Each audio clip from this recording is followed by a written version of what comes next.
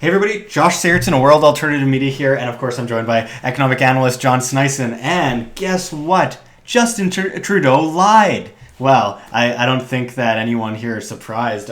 We're going to talk about his deficit spending right now, and we will first start off with this clip right here. Okay, so you're talking about $10 billion deficits every year and then balancing the budget in 2019. How much are these deficits going to cost Canadians?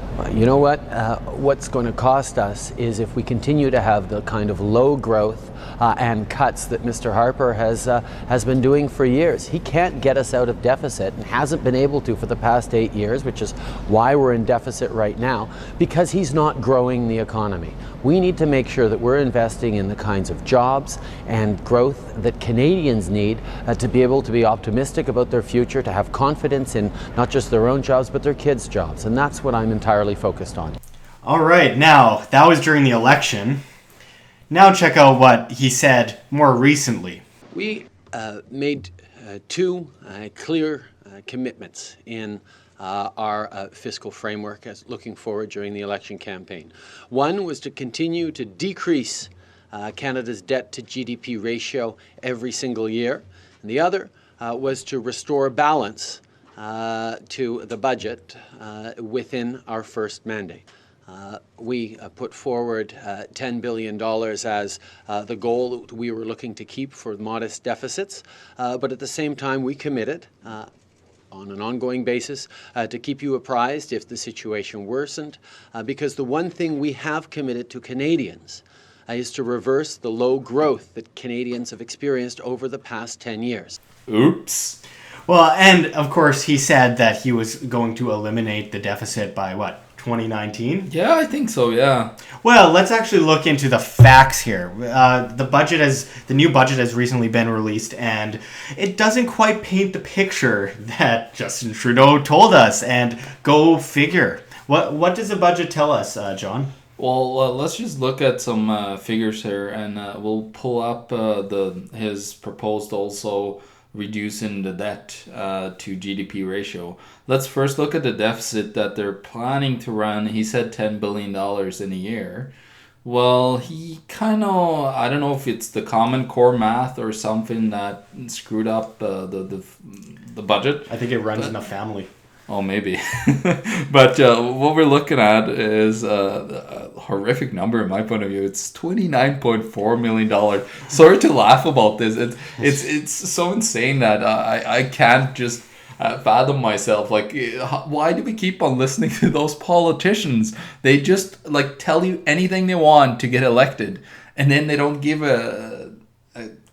anything. They don't care about you at all when it comes to actually keeping those promises. Now, he said that he would eliminate the deficit by 2019-2020 budget, but from the numbers I'm looking at, he is proposing, he's still over that $10 billion deficit. He's proposing a $17.7 billion deficit. Is that balance in the books, Justin, in 2019-2020? I don't think so. Absolutely not. And just hearing him campaign during the election, and now all of his ums and ahs when he's asked some, quite simple questions, it's quite alarming, and it should be alarming. Watching him talk during the election about the deficit spending, it's hard to process because it's so stupid.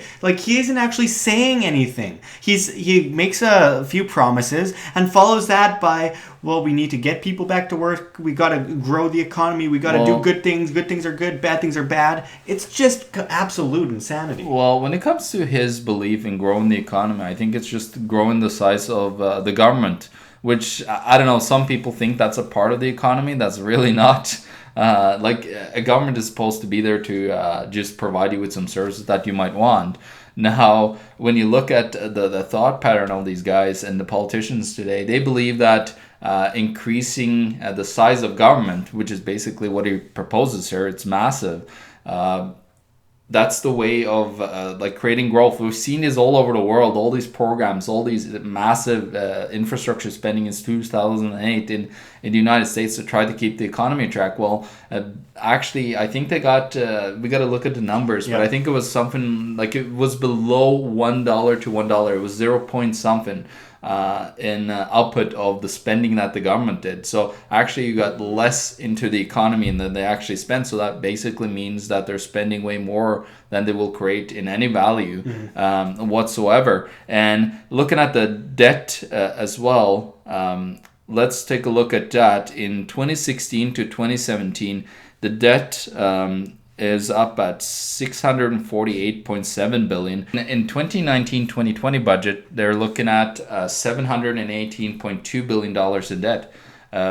Is that reducing the debt to GDP ratio? Well, I guess he thinks that he's going to produce a heck of a lot of more things in the economy. I don't know if it's the government that's going to produce that GDP, because they're going to get bigger and bigger and bigger and bigger, and then suddenly you get to unsustainable levels like in Europe, where you have a government which is about 50% of the total GDP of a country. Now that is just showing, and I looked at this, it devastates the whole economy, because the government is almost a leech. Of course, they provide some good services, which is healthcare and so on, but most of it is just paper pushing around and, having force us with fees and all this stuff to keep themselves afloat. Now, when you get to that threshold of 50 and above, now they're going to have to take that money from the 50% less private economy, and they're the ones that actually keep the boat afloat. Because the government itself, how they work is they need our taxes. We're funding them with our taxes. And that's what people don't understand. Government does not fund government. When are you guys in government going to understand that? I don't think you are. I think you're just thinking about job security for yourself. Yeah. They were talking about job security and everything. I think it's more about job security for the politicians and people in power. Yeah, absolutely. It's all problem, reaction, solution with these guys. And can you go into a bit for those that don't know, because we keep hearing Justin Trudeau say, well, Mr. Harper did this to the economy, Mr. Harper did that to the economy, and I'm not going to praise Stephen Harper, but certainly that isn't the actual facts when it comes to the economy. Can you go into what actually creates all of this insanity in the monetary system here in Canada? Well, yeah, like, first of all, we got to understand right now, here in Canada now, we're struggling because our economy is tied to resources, which is currently getting undervalued and pressured down into a time when the last time we looked at it was in 2008, when commodities went down south as well. And the Canadian economy produces a lot of commodities, like they do mining, they do agriculture, they extract oil and so on, and gas out of the ground. Now, when that is down, it's just automatically going to have our economy down. And what Justin Trudeau is not also understanding is the coming, I call it demographic cliff from, I'm going to credit that to a guy called Harry Dent, which really enlightened me on understanding how demographics actually come into aspect when it comes to the economy. Now, here in Canada and a lot of the Western countries, we're hitting a demographic cliff where the baby boomers, like our parents, basically, mine and Josh's parents there, where they're aging and they're downsizing and they're selling off their assets. Now, me and Josh, we're not going to go out and buy stocks or get a new house, some of us, because a lot of people in our age does not have money, and they're really struggling because they can't get jobs, and youth employment is getting higher and higher. Now, what they need to understand is when you run a deficit in any budget,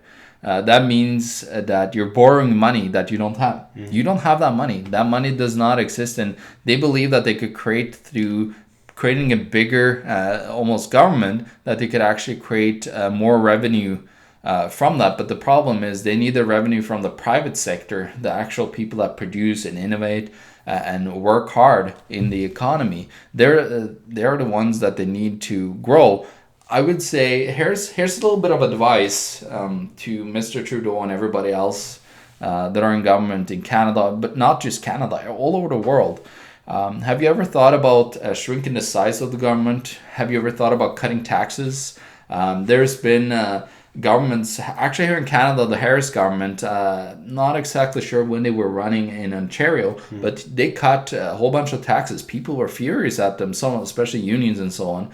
But what happened is they actually had growth in the economy because the private sector, people want to be at a place where the government doesn't steal as much money from them as they are now. So I think what we're going to see from this whole budget that they plan to put out, we're going to see higher taxes, we're going to see more debt for the government. They're just going to keep on running that unlimited MasterCard or whatever they borrow from, that magic magic lamp and that genie. Yeah, yeah, genie exactly. in a They believe that they could just spend money that they don't have. And if it was for me and Josh here, holy smokes, we could create a fantastic media organization if we could just borrow money, and we knew that we're not going to be able to pay back, but we just bought in millions upon millions of dollars that we borrowed, and then we went out and spent it and created something good. We might actually create a little bit of something good with it compared to what the government would, but yeah. But there's a lot of victimization involved. You borrow into oblivion and then make your neighbors pay. And I mean, the big issue that I want to get to here is that I for one, I don't consent to Justin Trudeau's complete incompetence. And I realize he's a puppet. I realize that this is a part of the problem. I realize that the monetary system is far bigger than a little child like Justin Trudeau. Yes, I called you a child, Justin Trudeau. What are you going to do about it? This is complete insanity. We are all being pulled into this kind of scheme, a Ponzi scheme, if you will, where we have to pay for their absolute incompetence, and we don't get to opt out. We are complete victims in this, and we shouldn't be victims. We should be running the government. The government should be running us. And when they're making these projections that is already costing us a huge amount of money, and then they go back on it and it turns out it's going to cost us 3 times the amount of money that they say, it's just insanity. They are printing into oblivion.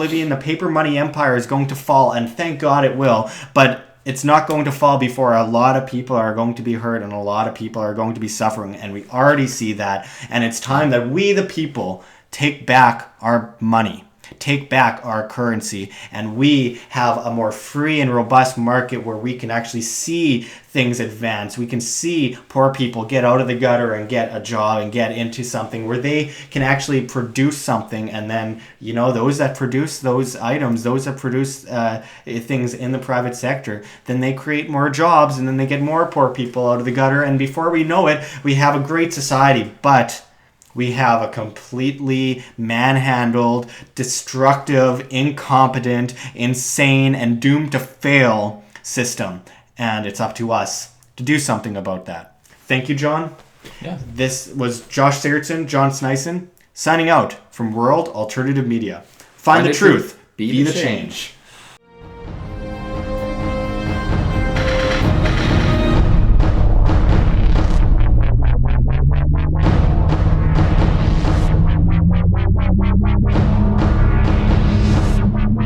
Thank you.